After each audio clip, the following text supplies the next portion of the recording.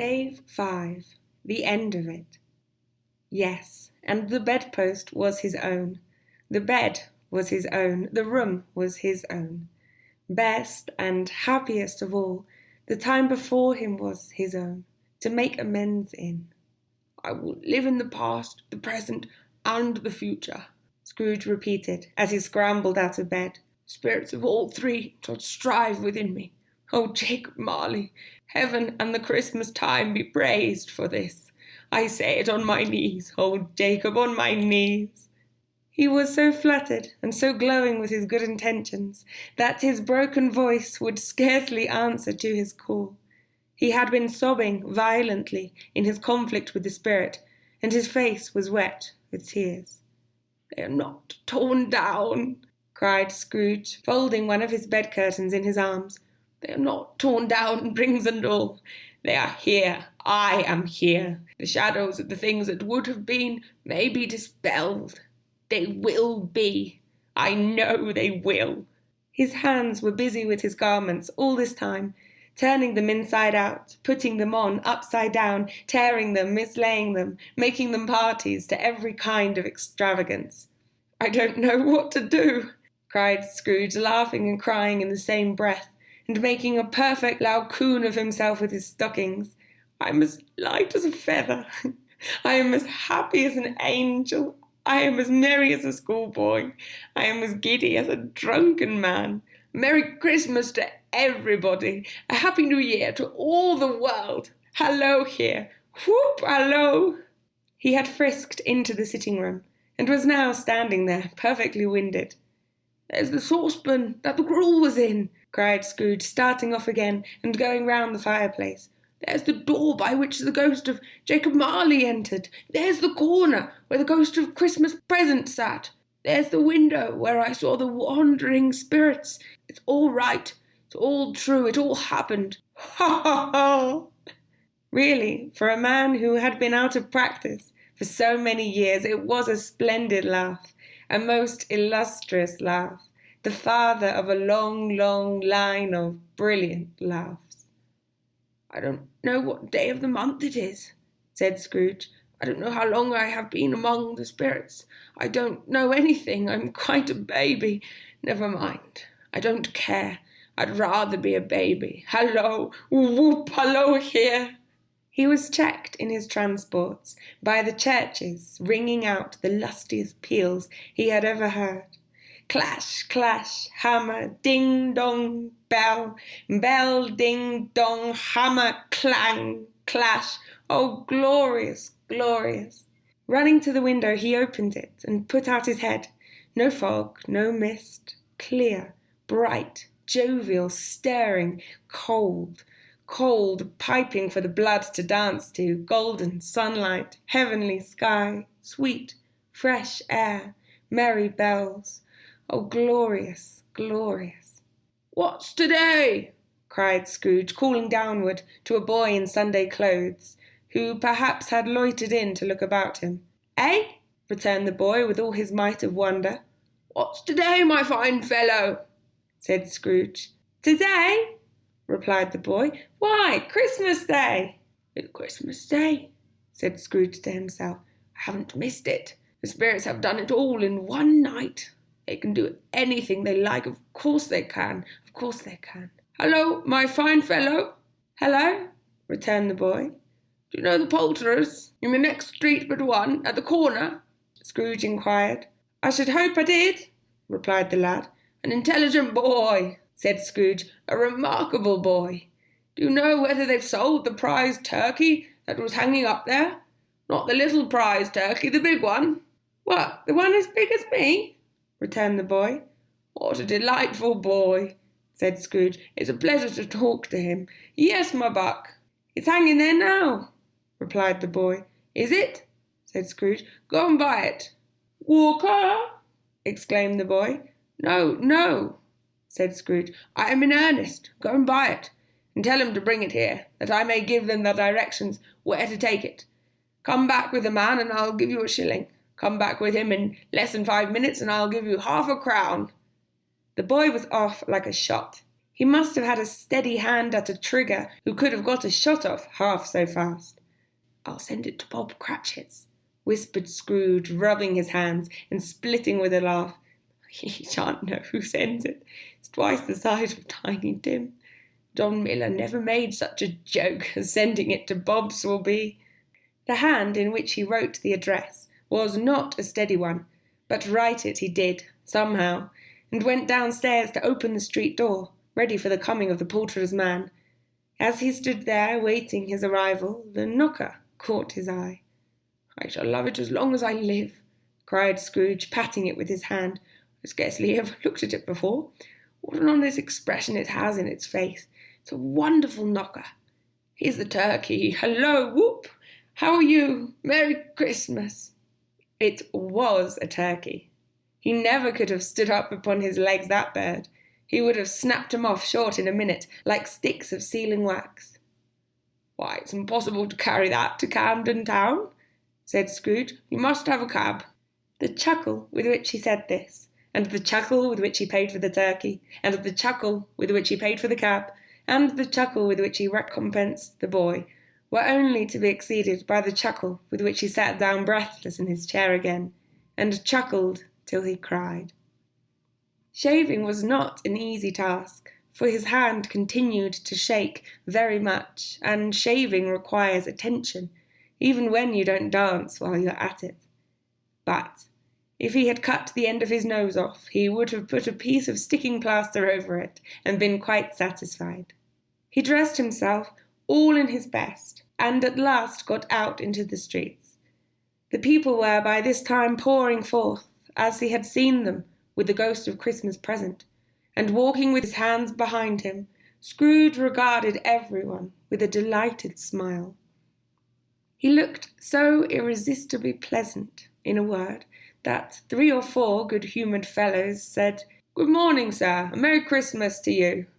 And Scrooge said often afterwards that, of all the blithe sounds he had ever heard, those were the blithest in his ears. He had not gone far when, coming on towards him, he beheld the portly gentleman who had walked into his counting-house the day before and said, "Scrooge and Marley's, I believe."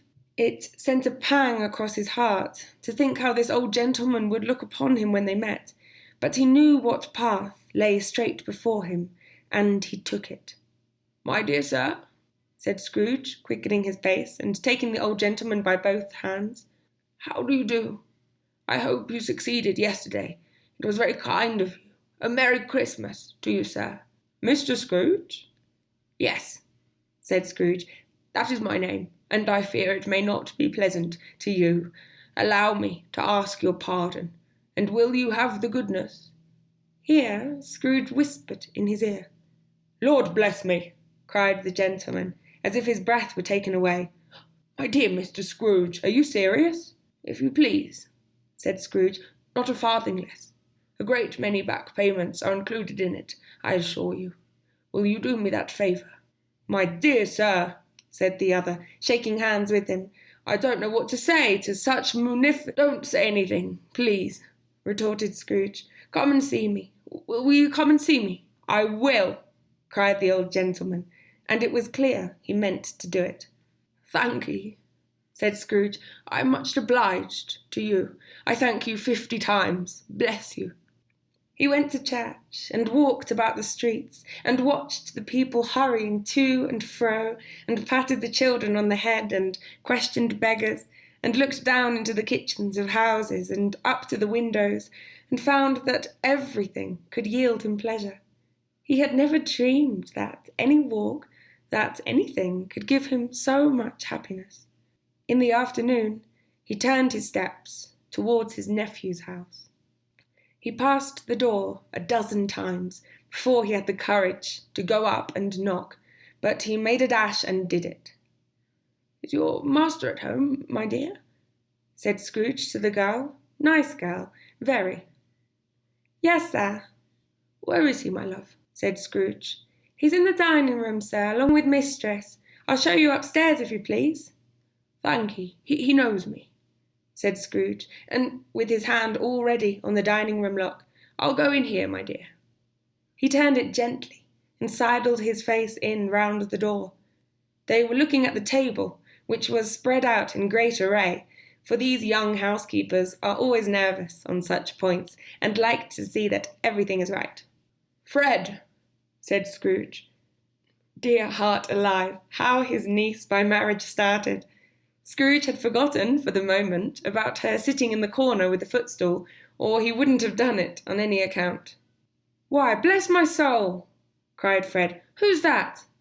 "It's I, your Uncle Scrooge. I have come to dinner. Will you let me in, Fred?" Let him in! It is a mercy he didn't shake his arm off. He was at home in 5 minutes. Nothing could be heartier. His niece looked just the same. So did Topper when he came. So did the plump sister when she came. So did everyone when they came. Wonderful party, wonderful games, wonderful unanimity, wonderful happiness. But he was early at the office next morning. Oh, he was early there.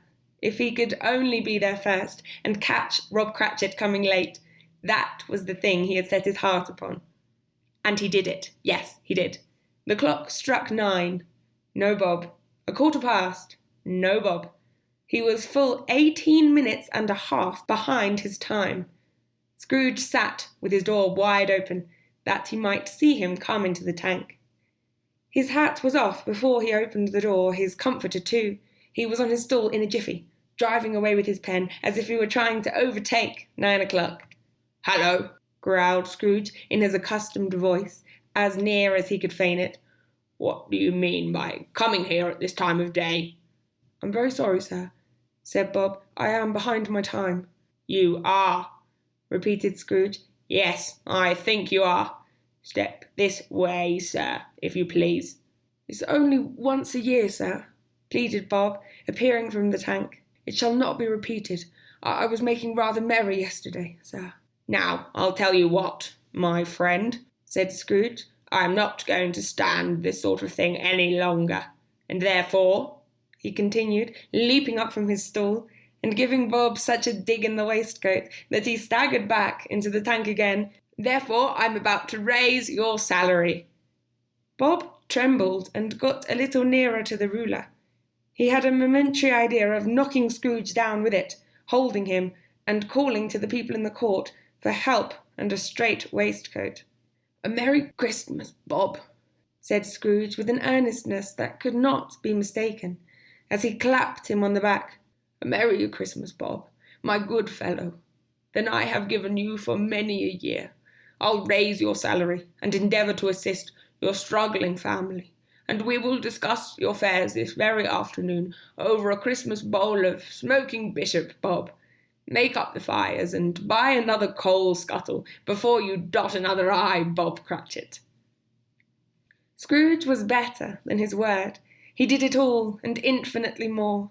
And to Tiny Tim, who did not die, he was a second father. He became as good a friend, as good a master, as good a man as the good old city knew, or any other good old city, town, or borough in the good old world. Some people laughed to see the alteration in him, but he let them laugh, and little heeded them, for he was wise enough to know that nothing ever happened on this globe for good, at which some people did not have their fill of laughter in the outset. And knowing that such as these things would be blind anyway, he thought it quite as well that they should wrinkle up their eyes in grins, as have the malady in less attractive forms. His own heart laughed, and that was quite enough for him. He had no further intercourse with spirits, but lived upon the total abstinence principle ever afterwards, and it was always said of him that he knew how to keep Christmas well, if any man alive possessed the knowledge. May that be truly said of us, and all of us. And so, as Tiny Tim observed, God bless us, every one.